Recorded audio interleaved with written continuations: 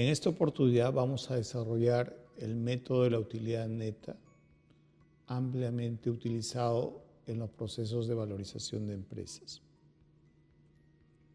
Mi nombre es Sergio Bravo, soy director y fundador del Instituto de Regulación y Finanzas de la Universidad de SAN, con un doctorado en Dirección de Empresas por ESADE. Comenzaremos la exposición presentando el balance general, estado financiero que nos permite tener la primera aproximación al valor empresarial. El balance general detalla a nivel del activo las inversiones realizadas en la empresa. Por ejemplo, en este caso, 1.000 millones. En esta empresa HCC, al cierre de 2018 se han invertido 1.000 millones. Esos 1.000 millones de inversión que se denomina activo han sido financiados con 400 millones, que es la parte de deuda, que puede ser deuda al banco, puede ser bonos, puede ser proveedores, pero que en suma hay 400 millones de deuda. Y la otra parte, el complemento del financiamiento de la inversión de 1.000 millones, ha sido a través de inversión de los accionistas, aporte de accionistas o utilidades retenidas que se han ido desarrollando en el tiempo. Bien, entonces, este es el balance y sugiere que el derecho de los accionistas se concentra en esos 600 millones aportados a la fecha del 2018. O sea, los accionistas de la empresa HCC tendrán 600 millones de aportes a la fecha del 2018. Entonces la pregunta es, ¿cuánto vale la empresa? Esa es la pregunta que tenemos que responder con el desarrollo de esta sesión. Cuando yo pienso en lo que es valorización, primero debo enfocarlo a través de una posición de ahorro, es decir, yo esos mismos 600 millones que he invertido en esa empresa, supongamos que tuve la alternativa de invertir en ahorros, comprando bonos, comprando o depositando el dinero en alguna posición de ahorro. Y si ese ahorro de 600 millones, digamos, nos da un 4% de intereses, entonces el interés generado en un periodo anual será de 24 millones. Igual puede suceder si yo invierto 600.000, al 4% me dará un interés de 24.000.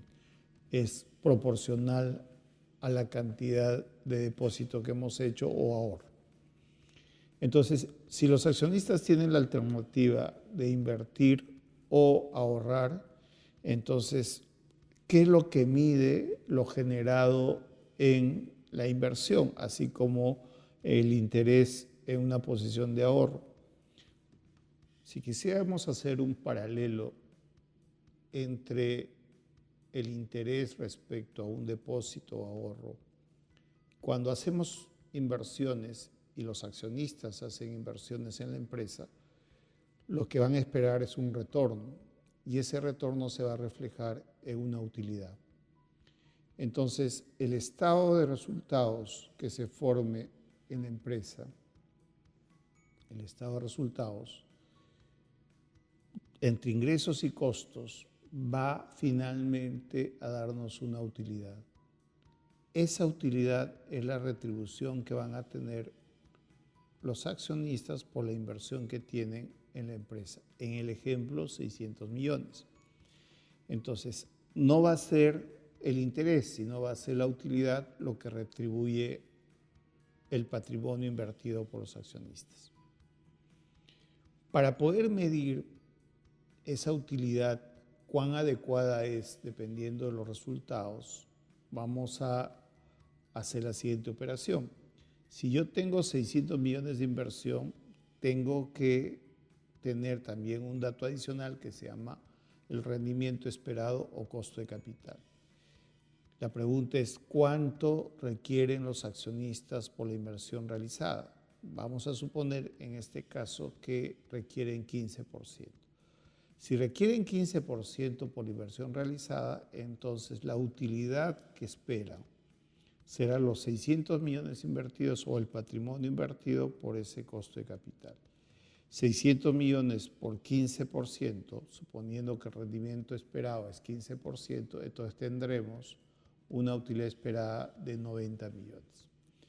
Esos 90 millones, digamos, es lo que permitirá satisfacer a los accionistas por la inversión realizada en la empresa.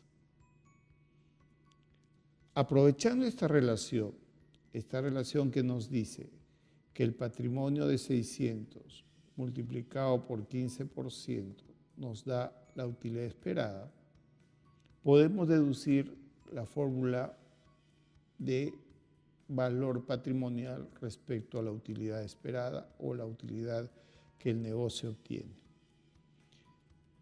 En este caso, por ejemplo, si pasamos el patrimonio como valor patrimonial, como objetivo de cálculo en función de la utilidad y dividimos entre el costo de capital o rendimiento esperado, podemos tener esta expresión que es una de las más utilizadas en los procesos de valorización de empresas.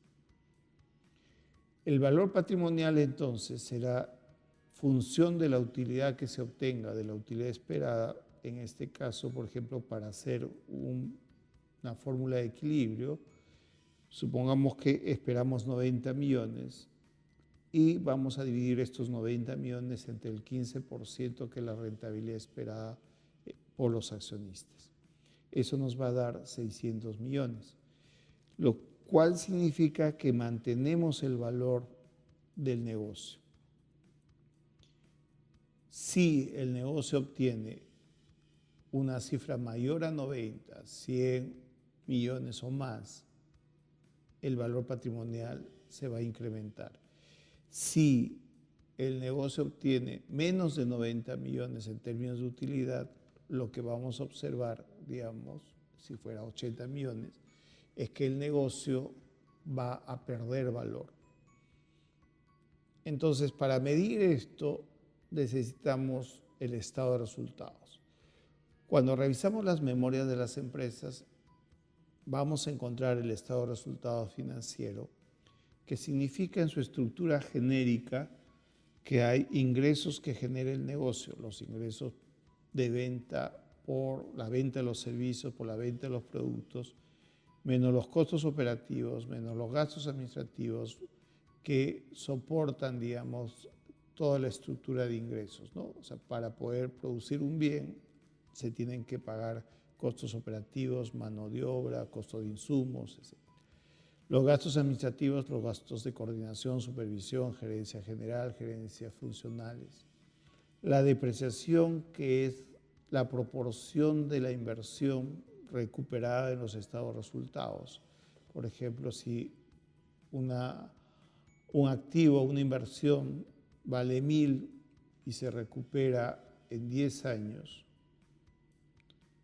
entonces por año tendremos que recuperar 100 de ese activo. Entonces, esa es la forma como se enfoca financieramente la depreciación. Otro de los gastos importantes son los intereses que se pagan por la deuda. Esos intereses que se pagan por la deuda se convierten en gastos financieros.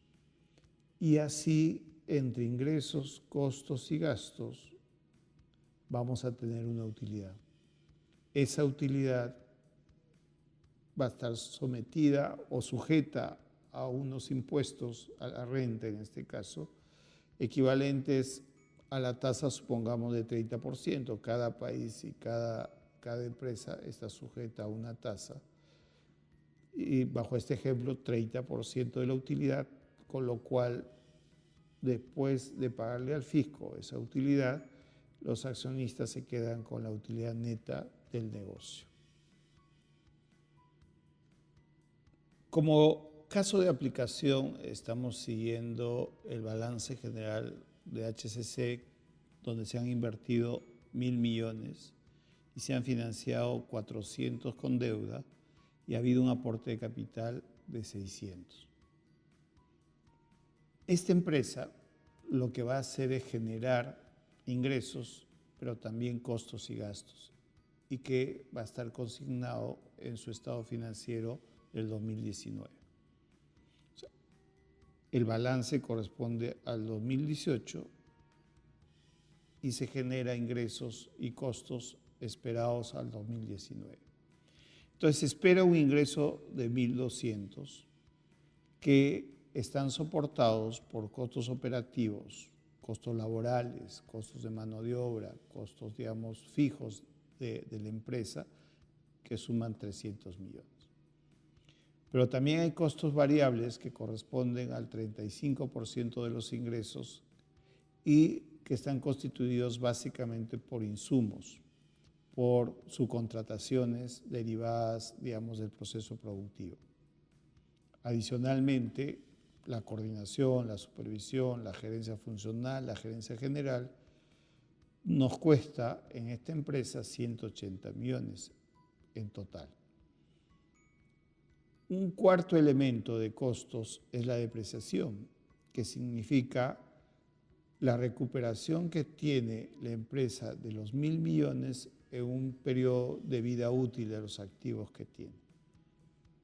Simplificando, en promedio vamos a tener 12% del valor de los activos. O sea, si los activos valen 1.000 millones, 12% de 1.000 millones es 120. Entonces ya tenemos constituido los costos operativos y los gastos básicos del negocio. Pero adicionalmente tenemos que incluir el costo de la deuda. La deuda son por 400 millones y tiene un costo, lo que pagamos al banco, del 8%. Entonces, en un periodo anual, 8% por 400, vamos a pagar 32 millones de costo, digamos, financiero. Ese interés que pagamos al banco se convierte en el estado de resultados de la empresa en gastos financieros, que ascienden a 32 millones. Entonces, ingresos, costos y gastos van en neto obtener, o se va a obtener en neto, una utilidad por la diferencia entre ingresos, costos y gastos. En este caso es de 148. Estos 148 van a pagar 30% de impuestos, 30% por 148 será 44.4, lo cual nos da, digamos, una utilidad neta de 103.6 millones, que es la utilidad que obtiene el accionista, es la utilidad financiera que corresponde al accionista. Vamos a quedarnos con el último número, que es el que nos va a servir para hacer diagnósticos, ¿no? A un ingreso de 1.200 tenemos una utilidad de 103.6. Entonces, en este estado de resultados, el último número, los 103.6, corresponderán a la inversión de los 600 millones realizados en la empresa para saber si ganamos o perdemos.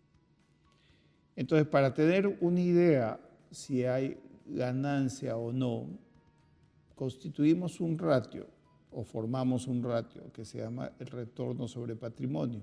El retorno sobre patrimonio nos dice que debemos dividir la utilidad obtenida de 103.6 entre el patrimonio, entre la inversión realizada, 600. Y eso nos da, en este caso, 17.3%.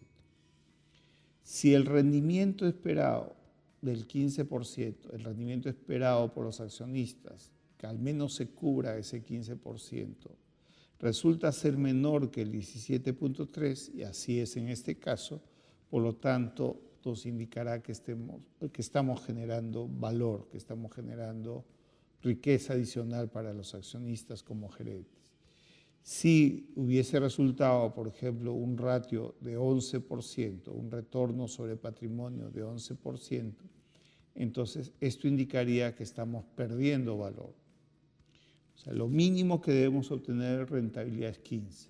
Si obtenemos 17.3, hay una utilidad que nos permite incrementar el valor de los accionistas. Entonces, ¿cómo hacemos la medición de ese valor generado? Utilizamos la misma fórmula que ya hemos deducido anteriormente. Es la relación entre utilidad neta y rendimiento esperado. Si esta empresa ahora obtiene 103.6, entonces esa utilidad neta dividida entre el costo de capital o rendimiento esperado del 15%, nos dará un valor, el valor de 690.7 millones. ¿Qué significa estos 690.7 millones? Que el patrimonio de los accionistas, que era de 600, ahora se incrementa a 690.7 y ese es el valor que le da el mercado, los accionistas, aquellos que han comprado acciones en esta empresa. Entonces, como vemos gráficamente, los 600 millones se han incrementado producto de haber generado una utilidad mayor a la mínima. Si recuerdan, la mínima era 90 millones. Como hemos generado una utilidad mayor a 90, entonces el premio que obtienen los accionistas por la actividad de la gerencia es un valor de 6.90. Entonces, ahora nos preguntamos, si yo soy dueño de una acción, de 20 acciones o de un grupo de acciones, ¿cuánto vale cada acción? Entonces, como el valor patrimonial son 690.7, la siguiente pregunta es ¿cuántas acciones tiene la empresa? Y supongamos que tiene 450 millones. Entonces, el precio por acción será la relación entre el valor patrimonial y el número de acciones. Dado que el valor patrimonial es 6.90 y el número de acciones es 450, esta división nos va a resultar en 1.53. Entonces, la acción de cada uno de los accionistas de esta empresa está valorada en 1.53 y podrá vender su paquete accionario considerando este precio por acción. Así hemos logrado valorizar la empresa y obtener el precio por acción que le corresponde a ese valor patrimonial.